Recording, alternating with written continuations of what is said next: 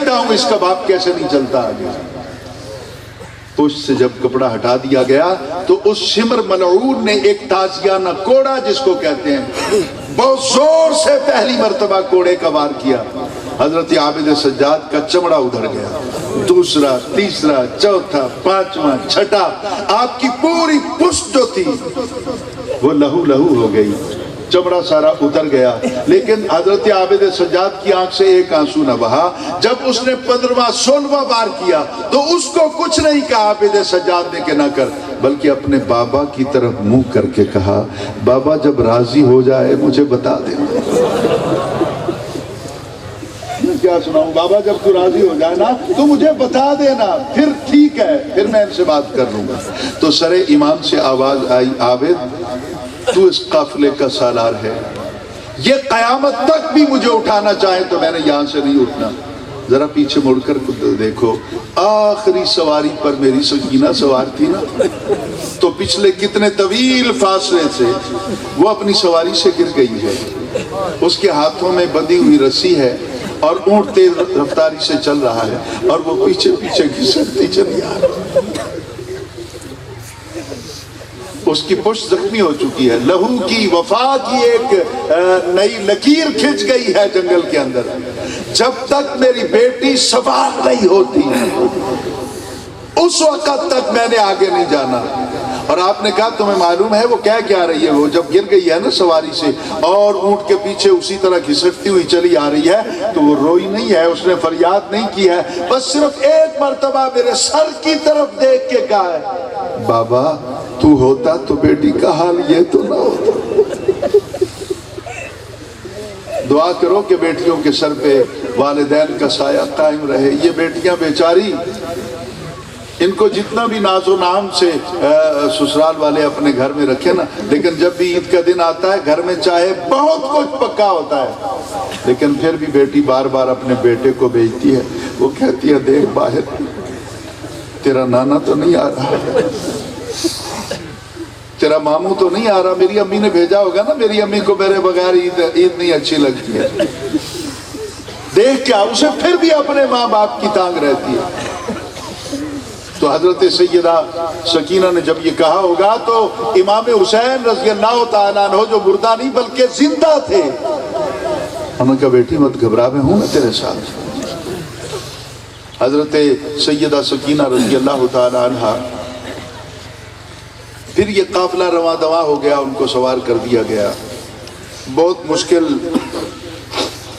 مقامات ہیں راستے میں، لیکن میں ان کو پوری طرح آپ کے سامنے کنوے نہیں کر پاؤں گا کیونکہ اب میری حالت ایسی ہے کہ چوتھا میرا لیکچر ہے، تھکا ہوا نہیں ہوں، لیکن اب من کے اندر وہ اتنی استطاعت نہیں رہی ہے کہ میں کچھ اور مصائب پڑھوں یا دکھ پڑھوں، لیکن جو برداشت کر سکتا ہوں وہ عرض کر رہا ہوں۔ چلتے چلتے یہ قافلہ شام کے بازار میں پہنچ گئے، یا بازار کوفہ میں پہنچ گئے۔ یکدم قبلہ پیر صاحب قافلے کو روک دیا گیا، رک گیا قافلہ۔ حضرت عابد سجاد کے دل میں عجیب قسم کے تصورات پیدا ہونے لگے، کیا یہ ہمیں یہاں روک کر تماشا دکھانا چاہتے ہیں؟ کیا پھر کوئی لشکر آئے گا، جماعت آئے گی جو ہمیں پتھر مارے گی؟ حضور یہ بازار کوفہ ہے اور سینکڑوں کی تعداد میں عورتیں ہاتھوں میں پتھر پکڑ کے کھڑی ہیں، قافلہ گزرے گا تو وہ خواتین کو، سادات کی خواتین کو، مستورات کو آج پتھر ماریں گی۔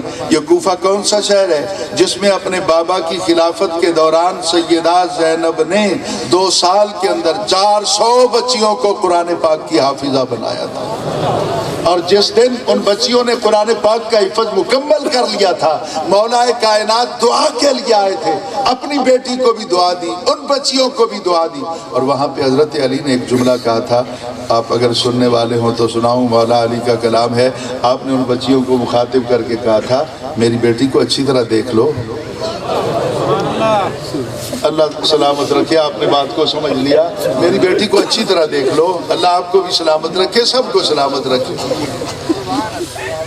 کہا میری بچی کو اچھی طرح دیکھ لو، ایک بار کہا، دوسری بار کہا، تیسری بار کہا، تو ان بچیوں نے جو قرآن کی حافظہ بن چکی تھی، انہوں نے کہا حضور آپ بار بار کیوں کہتے ہیں کہ اچھی طرح اپنی استاد کو دیکھ لو؟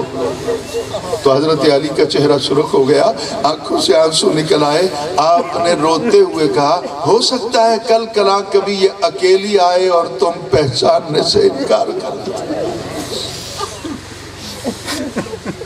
اب وہی خواتین ہاتھوں میں پتھر لے کے کھڑی ہیں، قافلہ رک گیا ہے، اب کیا ہونے والا ہے، پتہ نہیں کیا ہونے والا ہے۔ تو وہاں پہ ایک عورت بازار میں لاٹھی ٹیک کر کھڑی تھی، اس نے کہا اس قافلے میں جو بڑی خاتون ہے میری اس سے ملاقات کرواؤ۔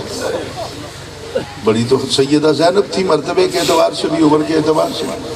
سیدہ زینب کو سواری سے اتار لیا گیا، حضور میری مجبوریاں ہیں کچھ، بٹھایا کس طرح گیا تھا، اتارا کس طرح گیا ہوگا، آج تک میں روتا کیوں ہوں، آج تک میرے دل کو قرار کیوں نہیں ملتا ہے، وہ ساری باتیں میں یہاں پہ کر نہیں پاؤں گا۔ اتار کر سیدہ زینب کو لایا گیا، اس عورت کے سامنے کھڑا کر دیا۔ اس عورت نے دیکھتے ہی کہا اچھا تو قیدن ہے، تجھے قید کر کے دربار میں لے جایا جا رہا ہے، اچھا چل اس طرح کر میرے پاس یہ دودھ ہے پی لے۔ کاش میں نے یہ جملہ کہیں اور کہا ہوتا، یہ دودھ ہے میرے پاس پی لو۔ حضرت سیدہ زینب تو پہلے دکھی تھی، جو بندہ دکھی ہوتا ہے اس کو ہر بات بڑی چبھتی ہے۔ آپ نے کہا اچھا مجھے آج پتا چلا کہ بوڑھی بوڑھی عورتیں بھی دکھیوں کے زخموں پر نمک پاشی کر سکتی ہیں، یہ کوئی نیا طریقہ نکالا ہے ہمارا مذاق اڑانے کا؟ اس نے کہا بیٹی مجھ سے قسم لے لے میں مذاق نہیں اڑا رہی، میرا طریقہ ہے جب بھی اس بازار میں سے کوئی قیدی گزرتا ہے تو خاتون ہوتی ہے، میں اس کو روک کر دودھ بھی پلاتی ہوں، جتنی میری اوقات ہے، کوئی روٹی کا سوکھا ٹکڑا ہوتا ہے تو میں اس کو کھلاتی ہوں۔ تو سیدہ زینب نے ایک چبھتا ہوا سوال کر دیا، اس نے کہا تیرا میرا رشتہ کیا ہے؟ تو کون ہوتی ہے مجھے دودھ پلانے والی؟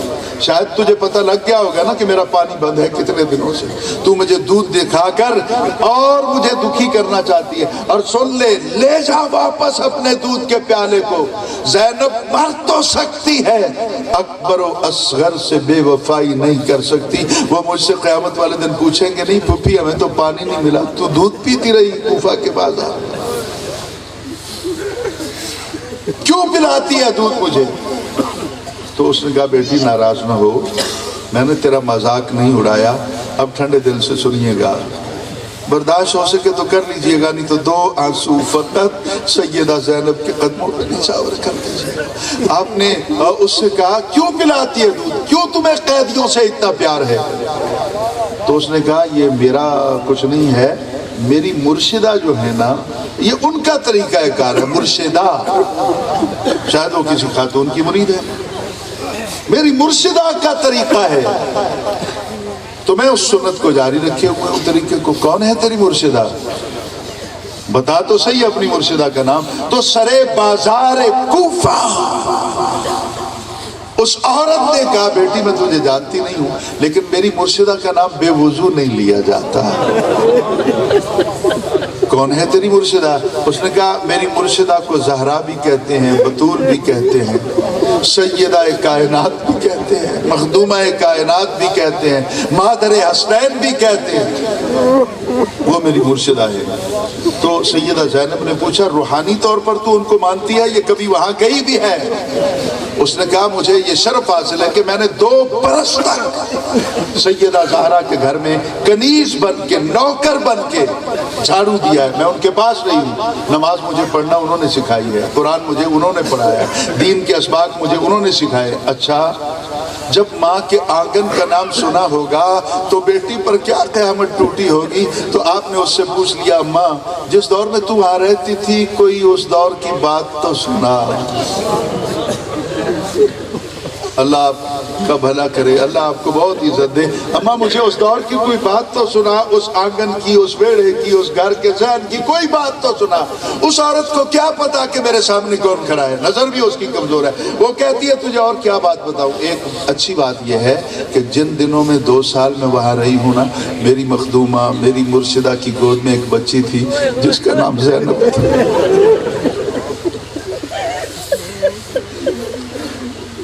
ایک بچی تھی جس کا نام زینب تھا، تو سیدہ زینب نے اپنا ہی نام جب سر بازار سنا تو آپ نے اس سے پوچھ لیا تیری مرشدہ اپنی بیٹی زینب سے پیار کرتی تھی؟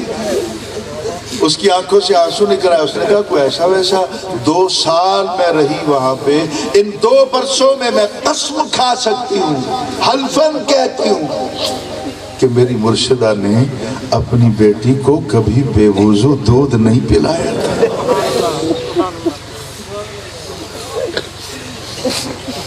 حضور قبلہ پیر صاحب میری بھی ماں ہے، وہ آپ کی بھی ماں ہے، جناب صدر وہ آپ کی بھی ماں ہے، باقی جتنے سادات پنڈال میں بیٹھے ہیں ہم سب کی ماں. 2 برس تک اپنی بیٹی کو بے وضو دودھ نہیں پلایا. اور کوئی بات سنا، اور کوئی بات سنا. اس نے کہا اور بات تجھے پتہ یہ سناؤں کہ 2 سال تک، یہ بھی میں حلفاً کہتی ہوں کہ 2 سال تک میری مرشدہ نے اپنی بیٹی کو کبھی رونے نہیں دیا. پوچھا تھا کیوں نہیں رونے دیتی تھی تیری مرشدہ؟ تو کہا میں نے ایک دن یہ پوچھ لیا تھا تو میری مرشدہ نے یہی جواب دیا تھا، اس کے رونے کا وقت بہت دور ہے اور یہ بہت زیادہ روئے گی، قبل اس کے کہ وہ وقت آئے جب تک میری آغوش میں ہے میں اس کو رونے نہیں دیتی. اور قرآن پاک کی سورہ یاسین صبح شام اپنی بیٹی کو سنایا کرتا. سیدہ زینب پہ قیامت ٹوٹی. اب میں آپ کو کہوں گا، میں ٹھہر ٹھہر کے چل رہا ہوں تاکہ حوصلے سے بات آگے بڑھتی رہے. سیدہ زینب نے آواز دے کر اس کو کہا اماں اس زینب کو تو نے 2 سال دیکھا؟ کہا ہاں دیکھا. وہ آج اس بازار میں تیرے سامنے آ جائے تو تو پہچان لے گی اس کو؟ پہچان لے گی اس کو؟ اس عورت کے تیور نہیں بدل گئے، غصے ہو گئی وہ. اس نے کہا بیٹی اپنی زبان کو روک، میں نہیں جانتی تو کون ہے لیکن اس طرح کی باتیں مت کر. اگر زینب بازار میں آئی تو قیامت آ جائے گی. یہ کیسے ہو سکتا ہے کہ زینب بازار میں آئے؟ نہیں آئے گی. اگر وہ آئی تو قیامت نہ آ جائے گی. حضرت سیدہ زینب نے بات کو نہیں بڑھایا. ادھر تقاضا ہو رہا تھا کہ جلدی آگے جانا ہے، سپاہی تنگ کر رہے تھے. تو آپ نے اس کو کہا اماں اگر تو ذرا قریب ہو کے دیکھ لینا تو ایک حقیقت میں تجھے بتا رہی ہوں کہ قیامت کوئی نہیں آئی پر زینب آ گئی ہے بازار. وہ عورت قریب ہوتی ہے سائنس، نظر کمزور ہے، اور قریب ہوتی ہے اور قریب ہوتی ہے اور قریب ہوتی ہے تو چیخ نکلتی ہے اس کی. اسے پیشانی زینب میں تنویر زہرا نظر آئی، اسے رخسار زینب میں تصویر زہرا نظر آئی. آسمان کی طرف ہاتھ اٹھا لیے، دودھ کا پیالہ زمین پہ گر گیا، رو کے کہتی ہے مولا میری زینب نے اس طرح آنا تھا تو میں مر کیوں نہ گئی. مولا زمین کو شک کر دے اب میں نے زندہ نہیں رہنا، مجھے زندگی کی کوئی ضرورت نہیں ہے.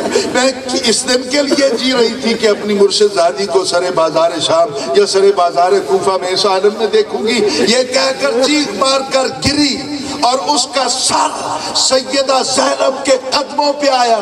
روح کفس انصری سے پرواز کر گئی. اس عورت کی بھی موت واقع ہو گئی. اب سننا ہے نا تو سنیے تو آگے نا. آپ نے آواز دی عابد، ہاتھوں میں ہتھکڑیاں، پاؤں میں بیڑیاں، زنجیر چمک رہی ہے. عابد سواری سے اتر کے آ رہا ہے، قریب آ کے جی پھوپھی اماں حکم نے کیا کہنا چاہتی ہیں؟ کہا یہ دیکھا نا میرے قدموں میں جو مری پڑی ہے مائی، اپنے دل والی لوح پر لکھ لے کہ یہ بھی کربلا کے شہیدوں میں. اللہ آپ کا ذوق سلامت رکھے. لیکن سمجھیے گا جو مکالمہ ہوگا سیدہ زینب اور عابد سجاد کے درمیان، اس کو لکھو یہ بھی کربلا کے شہیدوں میں. اب پتہ نہیں آپ اس طرح سننے کے عادی ہیں یا کہ نہیں. آپ نے کہا پھوپھی اماں کیا کہا آپ نے؟ کہا اس کو لکھو یہ کربلا کے شہیدوں میں. پھوپھی اماں پھر سوچ لیں. کہا یہ کربلا کے شہیدوں میں قیامت والے دن اٹھائی جائے گی. کہا پھوپھی اماں کربلا کہاں، کوفے کا بازار کہاں، یہ گھر سے اٹھ کے آئی ہے. کہا لکھو میرا فیصلہ ہے کہ یہ کربلا کے